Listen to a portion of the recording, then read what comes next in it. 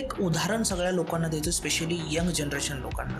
बघा, आपण 25 वर्ष एज्युकेशन घेतो, लगभग 15-20 लाख रुपये आपण घालवतो जर पहिलीपासून तुम्ही विचार केला, कॅल्क्युलेशन केलं तर. आणि जेव्हा तुम्ही बाहेर पडता मार्केटमध्ये, जगातली कुठलीच युनिव्हर्सिटी किंवा कॉलेज नाही किंवा बाहेर जाऊन कंपनी कशी टाकायची किंवा 10-20 लोकांना रोजगार निर्माण कसा करायचा हे तुम्हाला कोणी नाही सांगत. ते तुम्हाला बाहेर पडल्यानंतर कळतं की बाबा आपल्याला 15-20 हजार रुपये नोकरी करून मिळत आहे. मग जे 15 वर्षाचा तुम्ही 15 लाखाचा जर तुम्ही कॅल्क्युलेशन केलात ना, तर ते काढायला पुढले 10 वर्ष तुमचे जात आहेत. बरोबर. म्हणजे तुम्ही 35 वय तुम्ही घातलेले पैसे काढण्यातच गाठताय.